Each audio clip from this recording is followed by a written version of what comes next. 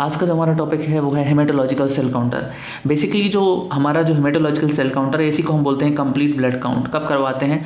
जब कभी भी आपको मलेरिया हुआ हो, टाइफाइड हुआ हो या वीकनेस का केसेस हो, तो डॉक्टर इसको प्रेस्क्राइब करता है कि आप जाइए और लैब इन्वेस्टिगेशन करवाइए, जहाँ आप अपना ब्लड सैंपल देते हैं और फिर आपका रिपोर्ट आता है जिसमें कुछ वैल्यू आती हैं। उन वैल्यू के बारे में जनरली लोगों को एक या दो लोगों चीज़ें पता रहती हैं कि भाई हाँ, हीमोग्लोबिन इतना आया हमारा, या हमारा आरबीसी नंबर इतना आया है। पर उनका एक्चुअल मीनिंग क्या है, उनके बारे में हमें क्या क्या पता होना चाहिए, उनका एक रेफरेंस वैल्यू, मतलब जो एक नॉर्मल रेंज होता है वो एक हेल्दी इंडिविजुअल में वो कितना होना चाहिए, और हमारा मैनिफेस्टेशन अगर हुई है तो वो वैल्यू कितनी कितनी आई है, वो हमको पता होना चाहिए। तो अभी हम बात करने वाले हैं कि क्या क्या आपकी हेमेटोलॉजिकल जो सेल काउंटर कर रहे हैं उसमें क्या क्या वैल्यू आपको मिल रही है। फर्स्ट ऑफ ऑल हम बात करते हैं कि इस पूरी की पूरी जो वैल्यू है या कंटेंट जो है, उस पूरे को एनालाइज करने की चीज़ बोलते हैं, हम बोलते हैं हीमोग्राम, जिसमें आपका सारा का सारा जो ब्लड से रिलेटेड कंटेंट है वो शो किया जाता है। अब हीमोग्राम में सबसे पहले, या बोल सकते हैं अलग अलग नाम, कंप्लीट ब्लड काउंट में क्या क्या कंटेंट आपको शो हो रहा है। फर्स्ट ऑफ ऑल आपका आता है हीमोग्लोबिन। आपने हीमोग्लोबिन के बारे में सुना होगा। हीमोग्लोबिन का जैसे इसमें एक साइड रहता है आपका कि कितना वैल्यू ऑब्जर्व किया गया है, और दूसरी साइड उसका जो नॉर्मल या रेफरेंस रेंज है कि हाँ ये रेंज रहता है नॉर्मली, इस रेंज के बिलो गया है या उसके अबव गया है। तो जैसे रेफरेंस कितना आपका 14 to 18 ग्राम परसेंटेज, या इसको बोलते हैं 14 to 18 ग्राम पर डेसीलीटर, इतना होना चाहिए। पर मेरा कितना आया 17.4 ग्राम परसेंटेज। तो ये यहाँ जो वैल्यू रहती है वो आपको आपके टेस्ट में आई हुई रहती है। इससे आपको बता दो इस रेंज के अंतर्गत आ गया ये, तो हम बोल सकते हैं कि ये नॉर्मल वैल्यू है। अब मलेरिया में जाओगे तो आपका हीमोग्लोबिन काउंट जो है वो कम हो जाता है। आप एनीमिया में जाओगे तो आपका हीमोग्लोबिन कम हो जाता है, मतलब वो लेस देन 14 हुआ होगा। फिर उसमें भी हम ग्रेडिंग कर देते हैं कि लेस देन 14 है, कि लेस देन 10 है, ग्रेड 1, ग्रेड 2, ग्रेड 3, माइल्ड है कि मॉडरेट है कि सीवियर है। देन उसके बाद लिखा है अपना टोटल WBC काउंट। आपको पता है कि हमारे ब्लड में 3 तरह की सेल्स होती हैं। अगर हिंदी में तो जैसे आप लाल रक्त कणिका और कुछ नाम देते हैं, पर हम जनरली अब RBC, WBC और प्लेटलेट काउंट देते हैं।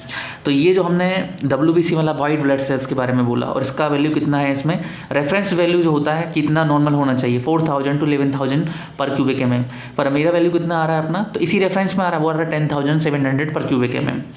दूसरा रहता है कि WBC क्या करते हैं। जैसे हमें हीमोग्लोबिन का तो समझ में आया कि भाई ये ऑक्सीजन कैरी करता है, मतलब हमारी टिश्यू जो होता है, देखो टिश्यू जो रहते हैं, जो सेल्स रहती हैं, उनमें एक साइकिल चलता है जो ATP बनाता है, और ATP बनाने के लिए हमें क्या चाहिए रहती है, ऑक्सीजन चाहिए रहती है। ऑक्सीजन को लेने का और ले जाने का काम कौन करता है, एनवायरमेंट से ऑक्सीजन आई तो कोई ना कोई तो होगा उसको कैरी करने वाला। तो ब्लड में कौन रहता है, RBC के अंदर रहता है हीमोग्लोबिन इस ऑक्सीजन को, बाहर वाली ऑक्सीजन को उठाया, ब्लड से सर्कुलेट किया और गया सेल के पास, और वहाँ उसके पास छोड़ के आ गया। तो उसको ऑक्सीजन चाहिए थी, उसने साइकिल चलाया अपना, उस साइकिल से उसने क्या बना दिया, ATP से हमको एनर्जी मिल गई।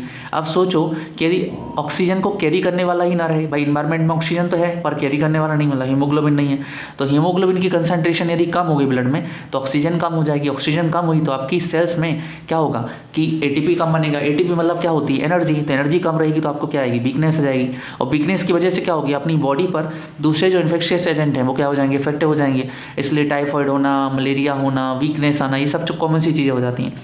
दूसरी होती है अपनी टोटल WBC काउंट। अब देखिए यहाँ टोटल लिखा तो थोड़ा सा आप उसको समझिएगा। टोटल WBC काउंट क्यों बोला, क्योंकि WBC जो होती है वाइट ब्लड सेल, वो कोई एक तरह की नहीं होती हैं, उनके अलग अलग टाइप होते हैं। जैसे आपने सुना होगा न्यूट्रोफिल है, लिम्फोसाइट है, ईओसिनोफिल है, मोनोसाइट है, बेसोफिल, ये सब किसके हैं, WBC के टाइप हैं। तो इसलिए हमने बोला पहले टोटल निकालो कि टोटल होती कितनी है, तो वो रहती है अपनी रेंज 4000 to 11000 पर क्यूबिक mm, और मेरा काउंट कितना है इसका 10700 पर क्यूबिक mm। तो ये अपन को इन्फेक्शन से क्या करती हैं, जो बाहर से कोई एंटीजन या कोई बाहर से कोई भी जो ऐसी फॉरेन बॉडी आ रही है जो हमारी बॉडी को हार्मफुल है, कोई इन्फेक्शन आ रहा है, तो उससे हमें प्रोटेक्शन प्रोवाइड करवाती हैं। तो ये WBC होती हैं। अब ये जो आपको दिया है अलग अलग, इसको बोलते हैं अपन डिफरेंशियल काउंट। मतलब जो टोटल WBC काउंट है उनकी भी अलग अलग टाइप होते हैं, neutrophil, lymphocyte, eosinophil, monocyte, basophil. तो ये उनका वैल्यू दिया है कि भाई जैसे WBC टोटल है उनमें से कितना परसेंट, 83% होती हैं अपनी न्यूट्रोफिल, 40 to 70% होती हैं अपनी इस रेंज में क्या होती है, न्यूट्रोफिल होती है। मेरी कितनी आई है, 83%। इसका मतलब ये बढ़ी हुई है मेरी न्यूट्रोफिल। और ऐसा रहता है कि जब भी आपका WBC काउंट बढ़ता है तो आपकी बॉडी में समझ लो कि इन्फेक्शन हुआ है। जनरली तो यही होता है कि WBC का काउंट बढ़ना मतलब आपकी बॉडी में इन्फेक्शन बढ़ा, क्योंकि इन्फेक्शन बढ़ा है तो उसको बढ़ाने बॉडी उसको निपटने के लिए उस इन्फेक्शन से क्या करेगी, अपनी सेना तैयारी करेगी, जिसको हम बेसिकली बोलते हैं आपकी WBC, जो कहीं ना कहीं जो बाहर से आए हुए फॉरेन बॉडी हैं उनसे लड़ती हैं। तो न्यूट्रोफिल का नंबर बढ़ा हुआ मिल रहा है, देखो 83 परसेंट न्यूट्रोफिल। अब यहाँ लिम्फोसाइट का काम कम आ रहा है मेरा, 20 से 45 होना चाहिए तो वो 12% आ रहा है। इनके सबके थोड़े डिफरेंट वर्क होते हैं, न्यूट्रोफिल है, लिम्फोसाइट है, यूसिनोफिल है, पर बेसिकली क्या करती हैं, प्रोटेक्शन का ही काम करती हैं अपने बॉडी में। थर्ड आती है आपकी इसमें HCT। HCT का मतलब होता है आपकी हेमेटोक्रिट वैल्यू। HCT क्या है, देखिए टोटल ब्लड वॉल्यूम जो होता है ना, उस ब्लड वॉल्यूम में आपकी एक तो रहती हैं आपकी सेल्स और दूसरा रहता है आपका प्लाज्मा। तो प्लाज्मा का परसेंटेज अलग रहता है और सेल्स का अलग रहता है। सेल्स में 3 तरह की सेल्स हो जाती हैं आपकी, RBC, WBT रहती है अपनी 40 से 54%। और मेरा कितना आ रहा है, ये तो रेफरेंस है भाई, नॉर्मली इतना होना चाहिए, मेरा कितना आ रहा है 51.6%, तो ये नॉर्मल वैल्यू है। फिर RBC काउंट की बात अलग से कर ली है कि टोटल RBC, देखो टोटल पूरे ब्लड में RBC कितनी रहती हैं अपनी, वो 4.5 to 6.5, मतलब 4.5 से 6.5 मिलियन पर क्यूबिक mm होती हैं। और मेरी कितनी आ रही है 5.7 मिलियन पर क्यूबिक, मतलब ये क्या आ रही है, नॉर्मल रेंज में आ रही है, इस रेंज के अंतर्गत ही आ रही है। फिर यहाँ MCV का मतलब होता है मीन्स कार्पस्कुलर वॉल्यूम, मतलब कोई भी RBC अपन ने उठाई, एक सिंगल RBC ली, उस RBC का कितना वॉल्यूम है, उसका खुद का कितना वॉल्यूम है, उसको एवरेज जो वॉल्यूम उसको बोलते हैं अपन मीन कार्पस्कुलर वॉल्यूम। तो जनरली उसका कितना रहता है 76 से 96 फेमटोलीटर, पर मेरा कितना है यहाँ पर 89.3, तो इसी रेंज में तो नॉर्मल है। फिर रहता है अपना मीन्स कार्पस्कुलर हीमोग्लोबिन, तो हीमोग्लोबिन कितना है, उसका एवरेज कितना है अपना, तो वो 13.1 हो गया। ऐसे ही मीन्स कार्पस्कुलर हीमोग्लोबिन कंसंट्रेशन कितनी है, तो रेंज कितना होता है 32 से 36 ग्राम पर डेसीलीटर। और अब इस रेफरेंस ये तो हो गया, ये नॉर्मल कितना आया अपना वैल्यू, तो 33.7 ग्राम पर डेसीलीटर, तो ये नॉर्मल रेंज में आ गया। उसके बाद आती है जो तीसरी सेल होती है अपनी, अपन ने RBC की बात कर ली, उसके बाद WBC काउंट की बात कर ली, और तीसरी बात आती है अपनी कौन सी सेल, प्लेटलेट काउंट। जनरली अपना जो प्लेटलेट होता है ना, वो कितनी होती है 1.5 लाख से लेके 4.5 लाख पर क्यूबिक mm। मेरी कितनी आ रही हैं, वो आ रही हैं 2.32 लैक्स, मतलब क्या है कि अपना नॉर्मल रेंज में ही आ रही हैं। आपने डेंगू में देखा होगा प्लेटलेट काउंट आपका कम हो जाता है, इन्हीं को बोलते हैं कि भाई प्लेट चढ़ रही हैं, ये तो ये वही है अपना। देन उसके बाद आता है अपना हीमोपैरासाइट। अब जब भी आप मलेरिया के लिए टेस्ट करवाते हैं तो आप हीमोपैरासाइट देखते हैं कि पैरासाइट है कि नहीं है, क्योंकि मलेरिया होता है प्लाज्मोडियम जो आपका पैरासाइट होता है उसकी वजह से होता है।